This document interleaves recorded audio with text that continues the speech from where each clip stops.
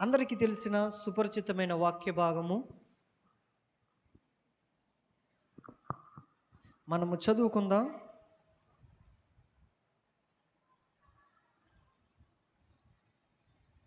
కొరింథీలు రాసిన మొదటి పుస్తకము, కొరింథీలు రాయబడిన మొదటి పుస్తకములో 1వ అధ్యాయము 23వ వచనములో 22 నుంచి నేను చదువుతాను. ఈ విధంగా ఉన్నదో లేదో చూడవలసిందిగా మనం చేస్తున్నాం. కొరింథీలు రాసిన పత్రిక 1వ అధ్యాయము, అనగా బైబిల్ వెనక నుంచి 146వ పేజీ బైబిల్ వెనక నుంచి ఉంటుంది. అయితే యూదులు సూచక్రియ చేయమని అడుగుచున్నారు, గ్రీసు దేశస్థులు జ్ఞానం వెతుకుచున్నారు. అయితే మేము సిలువ వేయబడిన క్రీస్తును ప్రకటించుచున్నాము. ఆయన యూదులకు ఆటంకముగాను అన్యజనులకు వెర్రితనముగాను ఉన్నాడు. కానీ యూదులకేమి గ్రీసు దేశస్థులకేమి పిలువబడిన వారికేమి క్రీస్తు దేవుని శక్తి, దేవుని జ్ఞానమై ఉన్నాడు. ప్రార్థన చేసుకుందాం. తండ్రిని దేవ, నాయన నీకే వందనాలు, నీకే స్తోత్రాలు యేసయ్యా. మాలో ఎవరికి ఏమీయూ తెలీదు కాబట్టి ప్రభు తండ్రి, మా అందరికీ తెలియజేయండి. నీ శిలువ మీద రక్తము చేత కొనబడిన బిడ్డలు కాబట్టి ప్రభా, నీ బిడ్డలకు చెప్పబోతున్న మాటలను బహు జాగ్రత్తగా వివరించేవాడిగా కృప చూపించండి. ఎందుకంటే ప్రభు తండ్రి, నీ బిడ్డలకు చెబుతున్నానంటే నీవు ఇక్కడ ఉన్నావు, నీకే చెప్పడం అది ఎంత ప్రభు తండ్రి గొప్ప కార్యము ప్రభు తండ్రి. కాబట్టి ప్రభు తండ్రి, నేను బహు జాగ్రత్త కలిగి వినే వారిగా బిడ్డలను తీర్చిదిద్దండి. హృదయం అనే తలుపును తెరిచి వాక్యం అనే పానమును పోసి ప్రభు తండ్రి, నాయన వారి యొక్క జీవితాలు తృప్తిగా ఉండే వారిగా కృప చూపించండి. నేను బహు జాగ్రత్తగా ప్రభు తండ్రి సూటిగా నీ వాక్యాన్ని చెప్పేవాడుగా నన్ను తీర్చిదిద్దామని యేసుక్రీస్తు దివ్యనామమున అడుగుచున్నాను తండ్రి, ఆమేన్. ఇప్పటికే కొరింథీల నుంచి అనేకమైన వాక్య భాగాలని మనం పరిశీలన చేస్తాం. కొరింథీ పత్రిక మనకి ఏదో కొత్త పత్రిక కాదు, చాలా సుపరిచితమైన వాక్య భాగం. కొరింథీ పట్టణము చాలా ప్రాముఖ్యమైనది. కొరింథీ పట్టణము వ్యాపార వాణిజ్యాలకు చాలా సుపరిచితమైన పట్టణం ఇది. కొరింథీ పట్టణములో అనేకమైన దేవతలు, దేవుళ్ళు దాగి ఉన్నారు. చాలా వాణిజ్య వ్యాపారం అనేది ఆ రంగము ఆ యొక్క కొరింథీ పట్టణంలో ఉండడం అనేది జరుగుతుంది. అక్కడ పౌలు గారు వెళ్ళి 1.5 సంవత్సరాలు అక్కడే ఉన్నారు. ఇది ఎక్కడ కనబడుతుంది అంటే మనకి అపోస్తలుల కార్యంలో కనబడుతుంది ఈ వాక్య భాగాలు. 1.5 సంవత్సరాలు కొరింథీ పట్టణంలో ఉండి కొరింథీ సంఘాన్ని స్థాపించారు. అపోస్తలుడైన పౌలు గారు కొరింథీ సంఘాన్ని స్థాపించడం అనేది జరుగుతుంది. ఆయన స్థాపించి వెళ్ళిపోయిన దాని తర్వాత కొరింథీ సంఘములో అనేకమైన విభక్తులు అనేవి ఏర్పడినాయి అంట. కొరింథీ సంఘములో అనేకమైన విభక్తులు ఏర్పడడం అంటే విభజన, కొరింథీలో జరుగుతున్న సమస్యలను గురించి ఈ కొరింథీ పట్టణం ఈ యొక్క కొరింథీ పత్రిక అనేది రాయబడడం అనేది జరుగుతుంది. 4 పత్రికలు ఈ కొరింథీ పట్టణం గురించి రాయబడడం జరిగింది. దాంట్లో 2 కాల్చివేశారు, 2 మనకి అనుగుణంగా ఉన్నవి అని మనం ఆలోచన చేయాలి. సరే, లేకపోతే వాక్య భాగం దగ్గరికి వస్తున్నాను.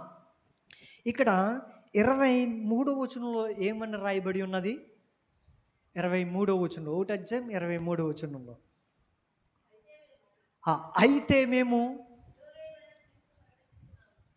అయితే మేము సిలువ వేయబడుచున్న ఆ క్రీస్తునే ప్రకటించుచున్నాం. సిలువ వేయబడిన ఎవరిని ప్రకటిస్తున్నారు? క్రీస్తుని ప్రకటిస్తున్నారంట. చెప్పేవారు ఎవరంటే ఆథర్ పౌలు గారిని మనము పరిశీలన చేయాలి. ఎవరిని గురించి ప్రకటిస్తున్నామంటే క్రీస్తుని గురించి ప్రకటిస్తున్నాం. ఈ వాదన ఎందుకు ఇక్కడ మనకి వినబడుతున్నది? ఈ మాట మనకి ఇక్కడ ఎందుకు చెప్పబడుతున్నది?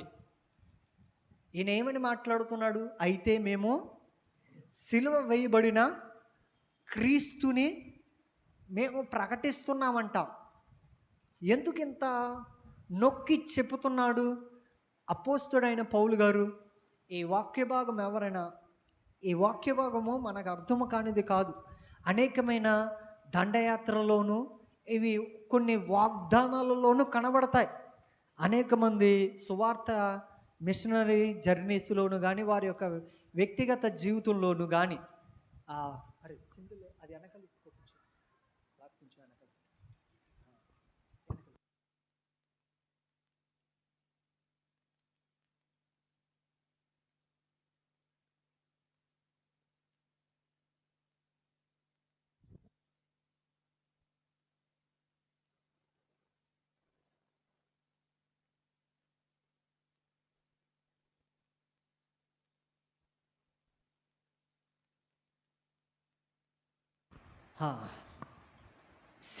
సిలువ వేయబడిన ఎవరిని ప్రకటిస్తున్నారు? క్రీస్తుని ప్రకటిస్తున్నాం మేమని చెప్తున్నాడు. ఏంటి ఈ మాటకి అర్థము? ఏం తెలియపరుస్తున్నది? దాంట్లో ఉన్న మర్మం ఏమున్నది? అంతేకాకుండా కింద ఏమని రాయబడి ఉన్నది? ఆయన యూదులకు ఆటంకముగాను, ఏమని రాయబడి ఉన్నాయి? ఆయన యూదులకు ఆటంకముగాను, అన్యజనులకు వెర్రితనముగాను ఉన్నాడు. కానీ యూదులకేమి కానీ, గ్రీకు దేశస్థులకే కానీ, పిలబడిన వారికే కానీ క్రీస్తు దేవుని శక్తియును దేవుడు జ్ఞానమునై ఉన్నాడంట. మీరు ఏ సమస్యలైతే, ఏ ఇబ్బందులు అయితే మాట్లాడుకుంటున్నారో దాన్ని మరొకసారి తెలియపరుస్తున్నాడంట. మనము క్రీస్తు సిలువేయబడిన క్రీస్తుని ప్రకటిస్తున్నాము. ఎందుకు క్రీస్తు సిలువేయబడ్డాడు అనగా, మనుషు కడపటి ఆదాము ద్వారా ఈ భూమి మీదకి ఏమి స్థాపించబడి ఉన్నది? పాపం అనేది స్థాపించడం అనేది జరుగుతుంది. ఆ పాపము స్థాపించడం ద్వారా మనమందరం ఎలాగున్నామంటే, మనమందరం ఎలాగున్నాము? అపరాధముల చేతను, పాపముల చేతను చచ్చిన వారి వలె ఉన్నామంట. ఎలాగున్నాము? అపరాధముల చేతము, పాపముల చేతను. ఏ విధంగా మనము మన స్థితిగతులు ఉన్నాయి? ఎఫెసీయులకు రాసిన పుస్తకంలో ఈ విధంగా చెప్పబడి ఉంటుంది. 2వ అధ్యాయంలో అనుకుంటా, 2వ అధ్యాయంలో, ఎఫెసీయులకు రాసిన పుస్తకము 2వ అధ్యాయములో, మీ అపరాధముల చేతను పాపముల చేతను చచ్చిన వారై ఉండగా ఆయన మిమ్మును క్రీస్తుతో కూడా బ్రతికించెను. ఎందుకు సిలువ వేయబడిన వాడిని ప్రకటిస్తున్నామంటే, మనము మన యొక్క పరిస్థితుల ద్వారా మనకి ఏవైతే ఆవిర్భవించబడుతున్నాయో, శ్రమ, కష్టము, ఇబ్బంది, అనేకమైన బాధలు నీ శరీరానికి, నీ యొక్క కుటుంబ వ్యవస్థకి ఏవైతే తగులుతున్నావో అవి పాపం వలన శిక్ష వేసి కూర్చున్నవి. అవి పాపం వలన ఈ యొక్క భూమి మీద సంచరించుకుంటూ పాపము నీ మీద ఏలుబడుతున్నది. కాబట్టి ఆ పాపము నుండి విడుదల పొందడానికి క్రీస్తు అనే వ్యక్తి సిలువలో బలియాగమైపోయాడు. ఏమైపోయాడు? సిలువలో ఆయన బలియాగం అవ్వడం అనేది జరుగుతుంది. ఏ విధంగా బలియాగమయ్యాడు? నీవు నేను కూడా అపరాధం వలన, పాపం వలన చచ్చినవాడు. చచ్చినవాడిలో చలనం అనేది ఉంటుందా? ఒకసారి చచ్చిన వాడిని దగ్గరికి వెళ్ళి మాట్లాడండి. ఏ విధమైన మాటకి స్పందించగలడా? చచ్చిన వాడలో ఏ విధమైన చలనం అనేది ఉండదు. నీలో కూడా దైవికమైన చలనము చచ్చినది. కాబట్టే క్రీస్తు సిలువలో బలియాగమయ్యాడు. ఆయన ఏ విధంగా బలియాగమయ్యాడంటే అది సర్వసాధారణమైన విశేషము కాదు. ఆయన కొరడాలతో కొట్టించుకున్నాడని తెలుసు. ఆయన శిరస్సు మీద ముళ్ళ కిరీటము పెట్టబడిందని తెలుసు. ఆయన వీపు మీద కొరడాలు చేర్చబడినవని తెలుసు. ఆయన యొక్క చేతుల మీద ఆ మేకులు గుచ్చబడినవని తెలుసు. ఆయన యొక్క పొట్టలో ఆ యొక్క బల్లెపు పోటు అనేది పొడవడం అనేది తెలుసు. ఆయన భుజము ఆ యొక్క సిలువ మ్రాను మీద వంగిందని తెలుసు.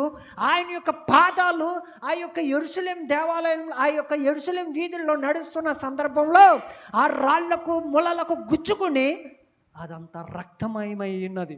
నీ వంతు, నీ బదులు, నీ స్థానములో ఆయన బలియాగమయ్యాడు.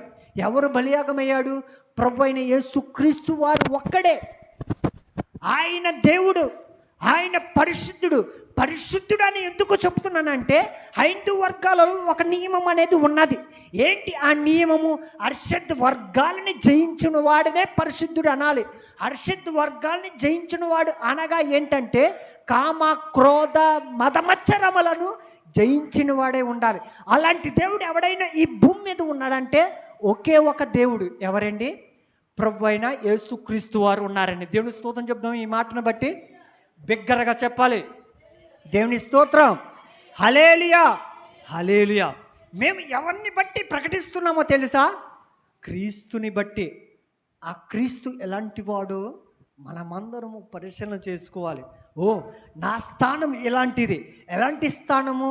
అపరాధముల చేత, పాపముల చేత చచ్చిపోబడిన నా స్థానమును ఆయన తట్టి లేపాడు. నా వంతు, నా పక్షముగా, నా బదులుగా ఆయన సిలువలో బలియాగమయ్యి నాకు బదులుగా నాకు చలనం ఇవ్వడానికి, నాకు జీవితం అనేది ఇవ్వడానికి ఆయన ఏమైపోయాడు? సిలువలో బలియాగమైపోయాడు. నీకు ఈ భూమి మీద ప్రాణానికి విలువ కట్టినది ఏదైనా ఉన్నదండి? మనలో మన మాట, మనం అనుకునే ఒక మాట మాట్లాడుకుందాం. ఈ భూమి మీద నీ ప్రాణానికి విలువ కట్టినది ఏదైనా ఉన్నదా అంటే ఏది లేదు. నీ ధనము నీ ప్రాణాన్ని రక్షించగలదా? నీ యొక్క పేరు ప్రఖ్యాతులు నీ ప్రాణాన్ని రక్షించగలదా? ఈ భూమి మీద నువ్వేవైతే సంపాదించుకున్నావో అవి నిన్ను రక్షించగలదా? నీవు పోరాడుతున్న పోరాట జీవితము నిన్ను రక్షించగలదా? నీ కుటుంబ పెద్దలు నిన్ను రక్షించగలరా? నీ తల్లిదండ్రులు నిన్ను రక్షించగలరా? ఏవైతే గొప్పవి, సుందరమైనవి, బహు ఆర్భాటమైనవి అని కోరుకుంటున్నావో ఇవన్నీ నిన్ను రక్షించగలదా అంటే ఏవి కూడా ప్రాణాన్ని రక్షించగలిగి ఏవి కూడా లేదు. నీరైనా, గాలైనా, ఏదైనా సరే ఈ భూమి మీద మనుషునికి తన ప్రాణాన్ని రక్షించుకునే, స్వగతాగా రక్షించుకునే అర్హత లేదు.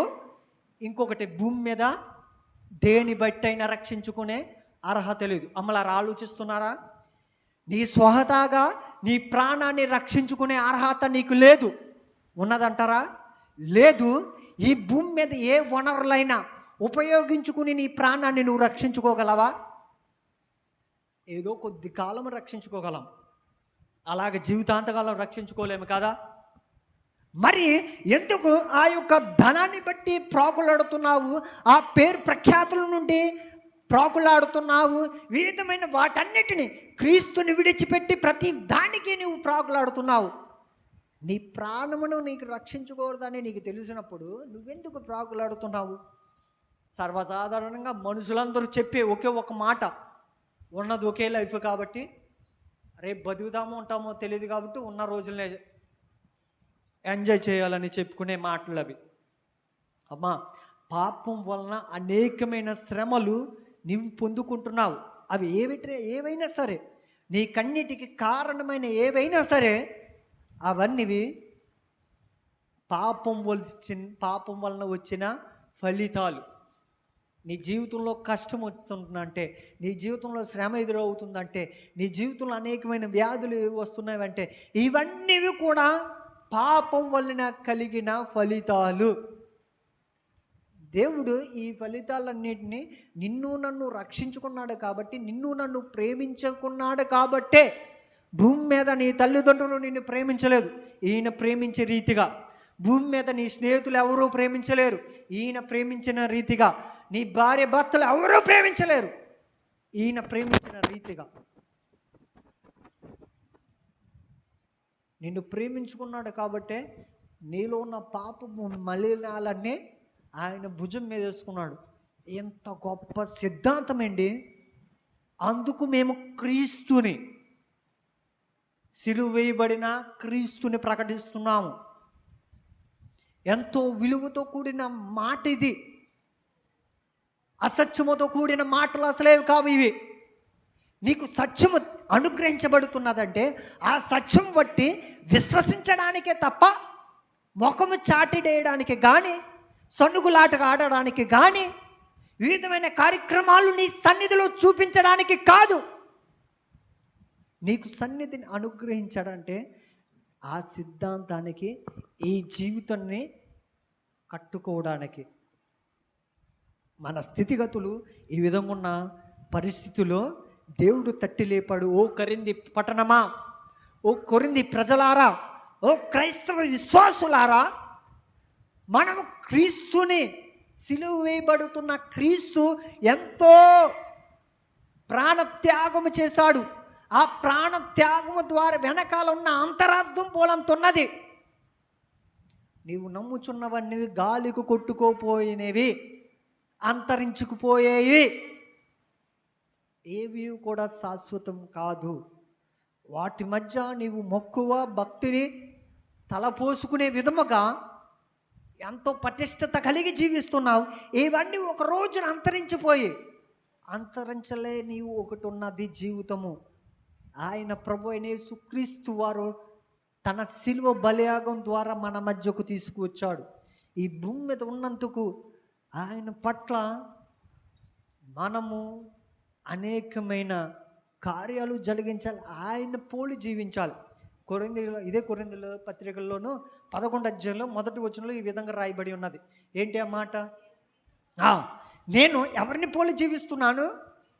ఆ క్రీస్తుని పోలి జీవిస్తున్నాను, మీరు నన్ను పోలి నడుచుకున్నాడు అంటున్నాడు.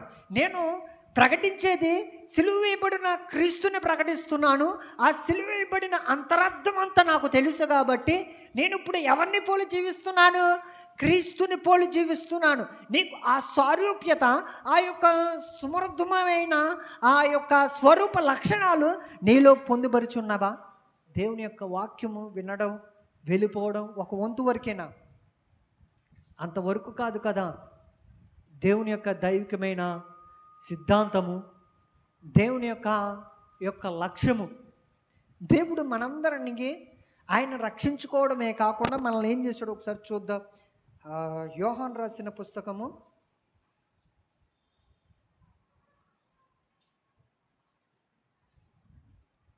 బైబిల్ వెనక నుంచి 3వ అధ్యాయము మొదటి 3 వచనాలు. బైబిల్ వెనక నుంచి 222. మొదటి యోహాను పుస్తకము 3వ అధ్యాయము మొదటి 3 వచనాలు.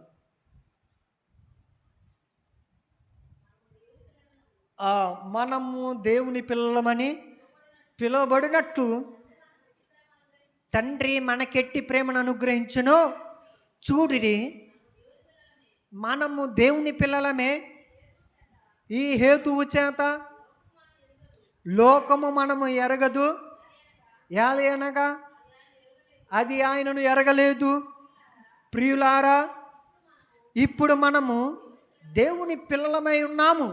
మనం ఇంకము ఏమవుదుమో అది ఇంకా ప్రత్యక్షపరచబడలేదు, కానీ ఆయన ప్రత్యక్షమైనప్పుడు ఆయన ఉన్నట్లుగానే ఆయన చూతుము గనుక ఆయన పోలియుందుమని ఎరుగుదుము. 3వ వచనం కూడా, ఆయన యందు ఈ నిరీక్షణ కనిపెట్టుకొని ప్రతివాడును ఆయన పవిత్రుడైనట్లుగా